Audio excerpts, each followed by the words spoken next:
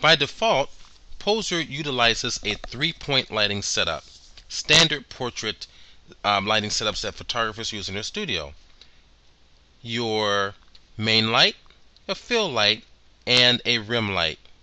Your lighting properties or your light sources themselves can be accessed right down here, this little drop menu.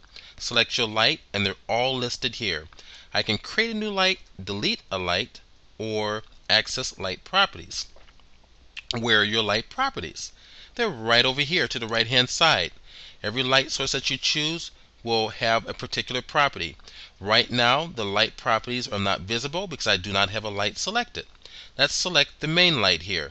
Take your mouse and I'm going to click right on it, and automatically the properties for that light is displayed. So to get a better idea of how light responds and how they look with certain parameters attached to them, let's just work with one light. Let's go ahead and select this one. I'm going to use a shortcut here, visual shortcut. Hit the garbage can and click OK. Select the rear light here, hit the garbage can and click OK. And there's our single light source. It's a little dim in my opinion, so I'm going to go right over here around the parameter of our spherical proxy object, which represents our 3D character, and I can increase. You have to put your mouse directly on it, and you can increase the lighting or decrease the light source in here. Alright, 3D programs will give you several lighting choices.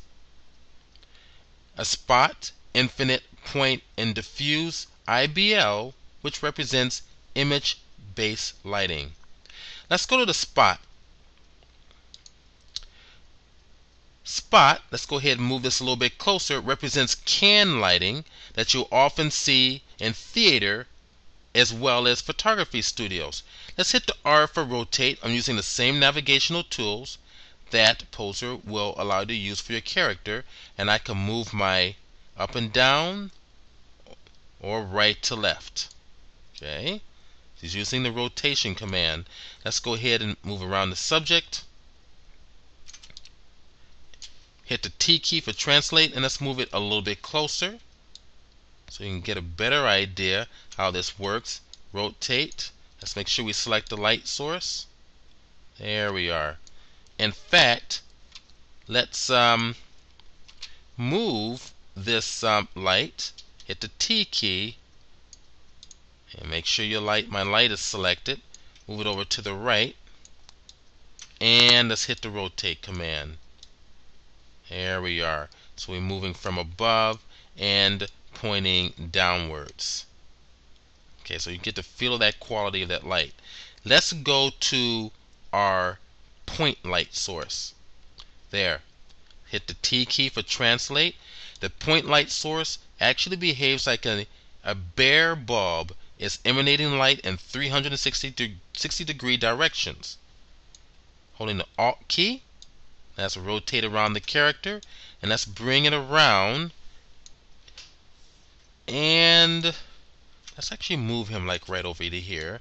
Let's move it behind. There we are. So this is a 360 degree light emanating from the little ball, and this is really great for, as an example, like a little wizard shot. The wizard is holding a lit ball levitating in front of him, and as you kind of bring it up to his face or to his body here, let's go ahead and bring it down, it illuminates his face, his chest, and his hands.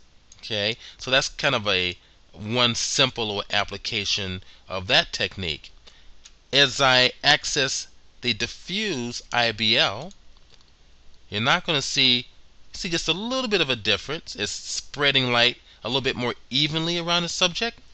IBL stands for image-based lighting, and that will utilize your digital image like a JPEG file, use the colors and the tonal values within that file, and create an even lighting around your scene so that your objects in that scene will appear to be within the same lit environment as that JPEG image. That's going to be often used if that particular JPEG image is also used as a background image for your character, and we're going to do that a little bit later on. So now that you have a little better understanding of the different lighting styles and their effects, let's go back to our infinite light source. And just quickly, the infinite light source represents represents sunlight, basically. In 3D programs, it is often called distant light.